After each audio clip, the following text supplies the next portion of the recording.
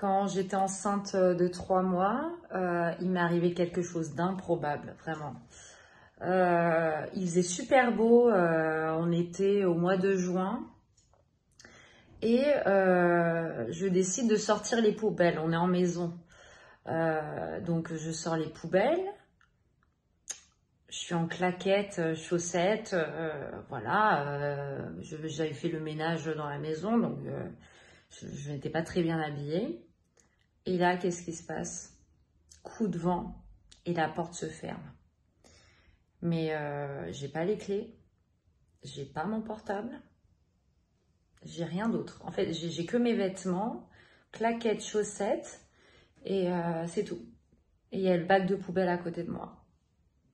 Et impossible de rentrer en fait dans la maison. La porte est fermée, on peut plus l'ouvrir.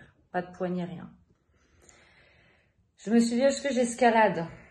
Je suis enceinte de 3 mois, si je tombe, s'il m'arrive quelque chose, je m'en voudrais toute ma vie. Bon, ici, voilà, je veux pas avoir de scénario dramatique, mais voilà, je voulais éviter ce genre de problème. Je fais bon, il est 15h de l'après-midi et je n'ai aucun moyen de communication.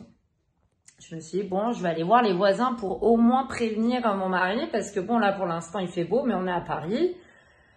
Il peut pleuvoir, je peux rester dehors, voilà, comme une SDF, quoi. Bon, ce que je fais, j'essaie de trouver des voisins. Donc, je vais à côté, je sonne, personne ne répond. Bon, à 15h, en plus, on est en semaine, en général, les personnes travaillent. Et là, un peu plus loin, je vois un couple de seniors, donc je pense qu'ils sont retraités. Donc, j'ai de la chance, ils sont à la maison, dans leur jardin. Et là, je leur fais signe, claquettes chaussettes. J'ai des claquettes chaussettes, je préfère préciser. Je leur fais signe, bonjour, bonjour, comment vous allez? J'ai dit, je suis la voisine d'à côté, j'ai un problème, la porte s'est fermée, j'ai pas mes clés, j'ai pas de portable et j'aimerais appeler mon mari pour le prévenir.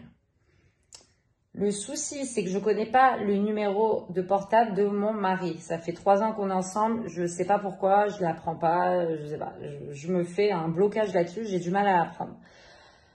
Et là, je me dis, bon, sur Internet, je trouverai son numéro de téléphone parce que, voilà, il est expert comptable, je trouverai facilement. J'ai dit, est-ce que vous avez une connexion à Internet, un smartphone? Je vais regarder son site Internet pour trouver son numéro de téléphone. Ils disent, mais on n'a pas Internet à la maison. Mince, pas de Wi-Fi, rien. Je fais, comment je vais faire? Et là, le monsieur me dit, ah, attendez, j'ai la tablette de mon petit-fils, mais attends, je sais pas si j'ai le code. Lui, il avait Internet dans sa tablette. Bon, il arrive à trouver le code, j'arrive à retrouver le site. Enfin, je retrouve le numéro de mon mari. Génial. Donc, ils me donnent leur téléphone fixe, j'appelle.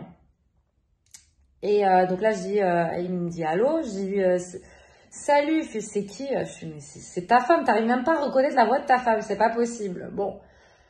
Et là, je lui raconte la situation. Qu'est-ce qu'il fait? Au lieu de me soutenir psychologiquement, je suis enceinte, hein, voilà, je rappelle. Il rit. Il explose de rire. Ah ah ah, t'es dehors. Je fais, c'est pas drôle, je suis chez les voisins. En plus, il y a les voisins à côté, j'ai pas envie. Ce n'est absolument pas drôle, il faut absolument que tu viennes. Je fais, mais je suis en rendez-vous avec un client, je peux pas là venir. Faut que t'attendes au moins 2 heures là pour que je puisse arriver. Il est en moto, mais quand même. Et là, je me dis, mais qu'est-ce que je vais faire pendant 2 heures? Et là, le couple de seniors me propose à boire, à picoler un peu. Je suis enceinte, je peux pas boire de l'alcool. Bon, c'est pas grave, vous pouvez boire. Je dis, non, je préfère pas. Et là, je vois que bon, vaut mieux que je parte parce que bon, je sais pas trop quoi leur dire. C'était pas un moment de ma vie où j'étais très sociable.